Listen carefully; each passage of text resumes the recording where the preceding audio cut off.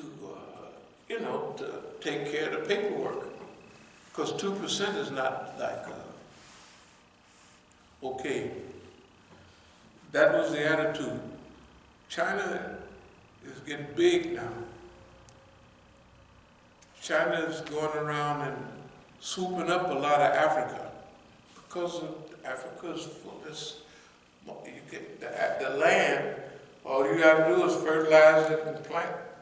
You know what I mean? Keep the bugs out, then you're on the road.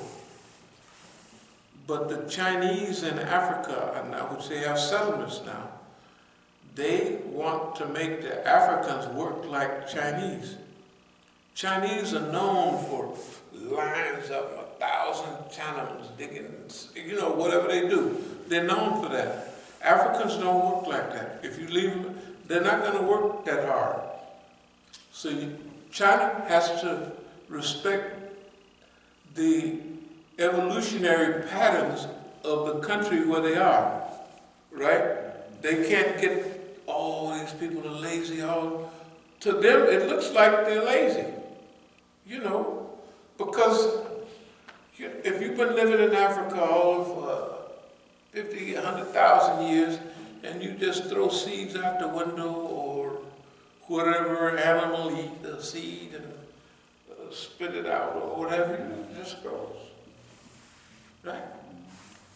And in those days, there was plenty of animals, so you just walked a few blocks and did a little hunting. And since the population wasn't that heavy, they lived in harmony with their environment. Okay, China is not like that.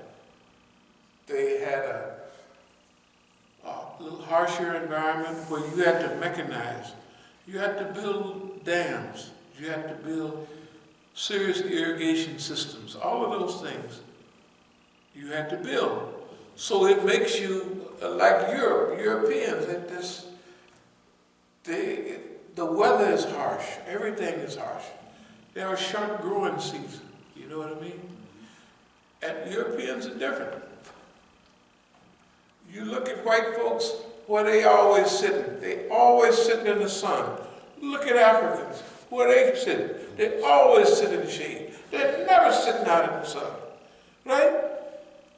They just don't do that. And the Europeans, especially way up north, they just, if it's 65 or 70 degrees and the sun is shining, oh man, or 80 or any degree, they out in it. Okay, that means you have to study each people and understand what makes them tick. And bring everybody along at the pace they're running. Right? Like I used to do marathons all the time. Okay. To me, marathons was easy. For everybody that was on a running team, we had running teams even in some of the prisons at camp. Okay, distance was easy for me. I never got,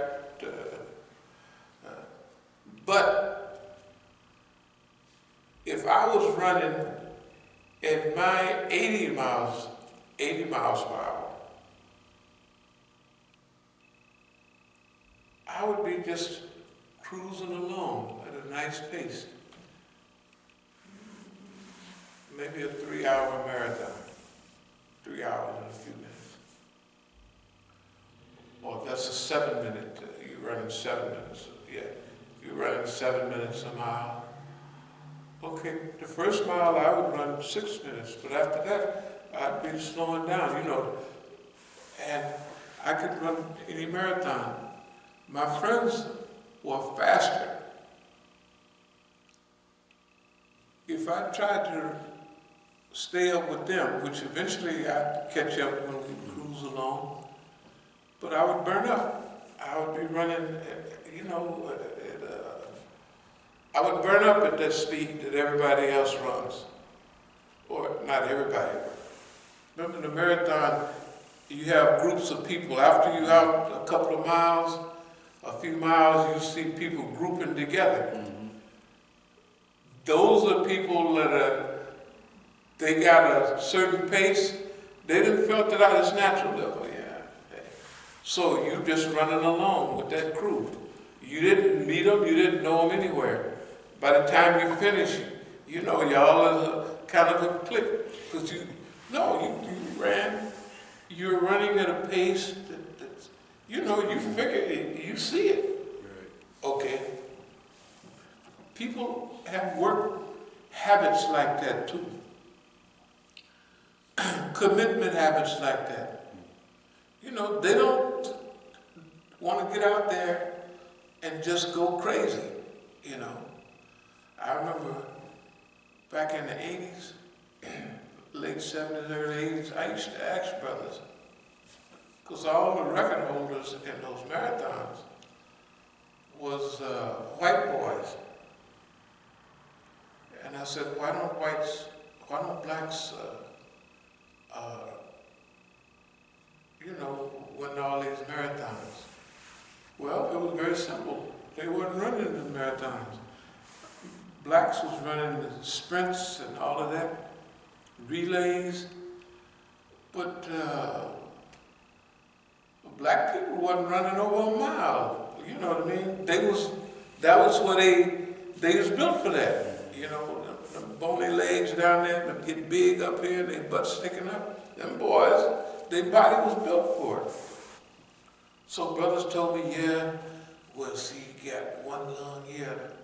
Then I took a little medicine. I said, everybody have one lung that's bigger than the other one. Everybody has that. So that one. But then all of a sudden, then them Sudanese and them Kenyans and all them, hey man, I don't think they're black as tar. I haven't even seen no white folks. I know it's one or two somewhere, but win these marathons. And they chopping the record down. They had one brother, they did it on purpose the last few months ago. He ran a marathon under 2, yeah. I mean, but they was pumping them along. It was kind of flat, but they just wanted to show that this can be done. So, and when he wanted to cruise a little, they'd have somebody that's been resting on the truck, and they would put them in there and run along with him. You know, they watching the clock. Anyway, the point I'm making is, in order to do this, they got to do certain things. To avoid the Thucydides trap, they got to make sure Japan and China are friends. They have to do it. Since China has the most powerful economy, they have already overcome those inferiority complexes. You know, the Chinese knew and their news is better than ours. I mean, they really giving facts and figures, you know what I mean? They're mad at China for many reasons. Number one, when America went over there and took all those companies with them, they thought the Chinese are like everybody else. When they get money, they're going to want more democracy. Just so happens Chinese don't want to be bothered with no democracy. They're happy with what they have. The other thing about it is, they used to have a plan, 1923, the foreign minister of Japan developed the Tanaka plan. The Tanaka plan meant that Japan, that don't have a lot of resources, would go to world domination on the backs of China. That's why they invaded China. They changed, you may not remember in history, but they changed Manchuria to Manchukuo. And they invaded Manchuria. And in 1937, Nanking, where they killed so many people. I mean, it was just brutal. It wasn't even, and the bombing and stuff like that, it's horrible. But what we want to do is move out of 19th and 20th century thinking into the 21st century. And the U.S. can't do it, and none of the other people are even thinking like that. See, when they think of moving forward, the Chinese dream, or social, they call it capitalism, socialism, or Marxist-Leninism, with Chinese characteristics. That includes, they mumble Chairman Mao, Deng Xiaoping, who used to be at each other's throat, and with Chinese characteristics. This is our suggestion. Number one, China, or if you look at number 2 in the world is China, and number 3 in the world is Japan. Okay. If they have harmony and friendship, and kind of let it be known that we're not going to fight each other for none of y'all. Okay. That's the first stage, but remember, you have North Korea, South Korea. Okay. You want to bring them along. The Chinese can influence North Korea with very simple. First of all, what are the things that North Korea needs? It needs economic development, agricultural. I don't know why they keep getting floods and droughts in North Korea. South Korea is just next door, and they're not getting them. I don't know why that's happening. That's been happening. But South Korea is really developing. They had factories along the border with North Korea. They can do more of that. They could have the same thing China just went through. Since North Korea is almost a Stalinist state, no, here's what you can do. North Korean dream with North Korean characteristics. Same thing with China. Because everybody's following, technically, they followed the model of Japan. Japan just, I can remember it all so clearly. I remember when I used to travel around the world. One of the white boys was saying, see, the German camera is $300. The Japanese camera, which does almost the same thing, is $100. So which one are you going to buy? And then Kaizen, slow improvement, constant improvement. So the Japanese, what did they do? Y'all probably don't remember when everybody used to carry transistor radios. When they moved from a vacuum tube, them big tubes, I don't know if you ever looked in them old TVs and those old radios, them big old vacuum tubes. I mean, the radio was big. Okay. But they came out with the transistor. People that hit them the hardest was Japan. So Japan studied everything that everybody was doing. It imitated it, but it improved and improved. They had several advantages. Cars. Remember all the cars they used to say, so goes GM, so goes America. They had covered the world, but GM, they did some things. Like making a car to last only, planned obsolescence. So the car lasts 2 years, then it falls apart. My Cadillac in 1969 had 5 years, and like all of them before, had 5 years and a 50,000 mile warranty. The 1970 Cadillac had 12,000 miles in 1 year. They turned it into a big boom. And the cars in America got bigger and bigger. Remember them old Lincolns and them Cadillacs? Remember them? I mean, just imagine the last Tyrannosaurus Rex in automobiles was that 1985 Pro-Am. It was as long as a Masjid. It was huge. They had 500 cubic inches. The Cadillacs I used to have, I remember in 1970 they moved from 472 cubic inches to 500 cubic inches with 4-barrel carburetors.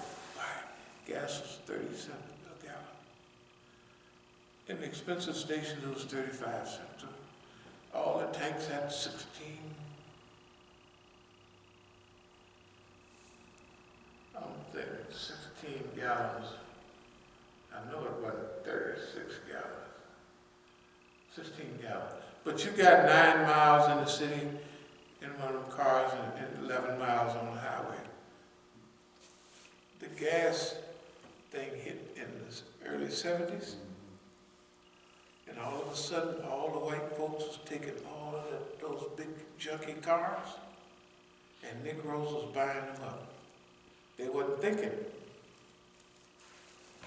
Europe, Japan, all of those places, they had fuel-efficient cars then. Because gas, they used to tell how much gas was in UK or in England. It was 5 times as much as over here. Right? So they're not going to have them big old, look at even now, those cars are all small and fuel efficient. American cars were gigantic, raggedy. I looked at the 10 best cars built. I said, ain't no Cadillacs on here. And one year the Lincoln made it, it was number 7. It was all Peugeots and everything else. I said, why ain't no Cadillac on here? You know, it wasn't even in the top 10 of the world. It was big and raggedy. That was a gift to Japan, and it was a gift to European cars. All of a sudden, everybody parked and sold them big gas guzzlers, and they got those fuel-efficient cars. At the same time, they were improving Nissan, Toyotas, Mitsubishi. Guess what? Go outside and find an American car. There's a few of them around. All the police cars are made in America. But American cars was considered junk in the 80s and in the 90s. They started improving them a little bit because they had to get the market back. They never got it back. That was a gift. That means America cut its own throat.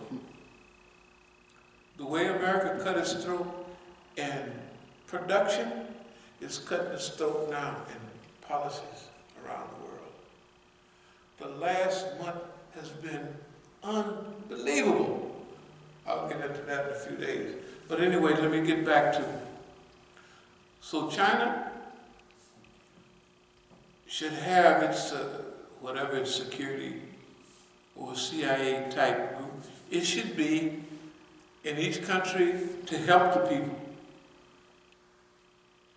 Where America do wrong and have coups and all of that, China is there just humming around and helping each country stabilize and avoid coups. In 10 and 20 years, that soft power is going to win everybody over. You see, that's the difference right now. Instead of going the colonial route, and China would fall into that headstrong colonial pattern of behavior with everybody. Right? No, they getting... It seems like that's what they're doing. That's what they're doing, but see, this time, if we head them off, see, remember, technically China is closer to the people. They're still close to the people. They haven't went bad all the way. All their stuff, Caribbean Initiative, South America, you remember everybody right now still, we want China to develop a Hugo Chavez approach to, Hugo Chavez helped people up here. He helped all of South America with all that oil money. He was helping everybody. They done forgot that now.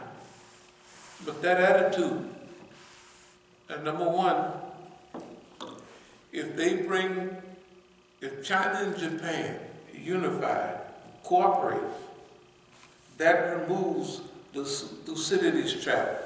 The rising power has to fight the declining power, the United States.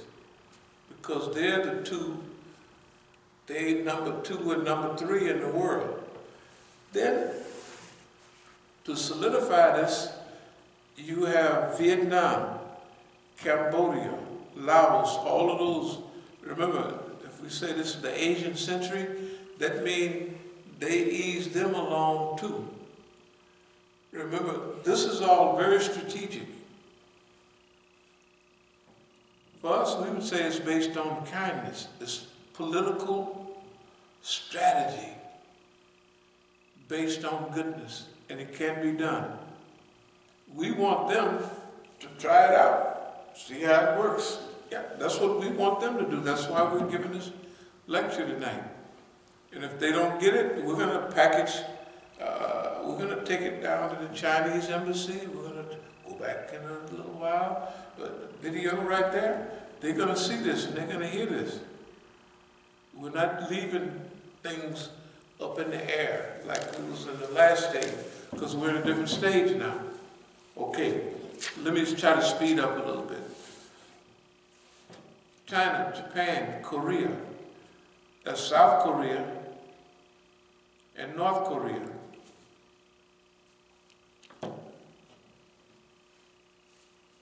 First of all, China always talking about win-win. This is win-win. This win for everybody. Number one, if China and Japan is friends, that means North Korea have no reason to shoot missiles over Japan. You see what I mean? Korea have to do a lot of forgiveness too, because remember, Japan colonized Korea for over 100 years. And they did Korea as bad as they did the Chinese. It wasn't, comfort women. Yeah, I was just curious. They just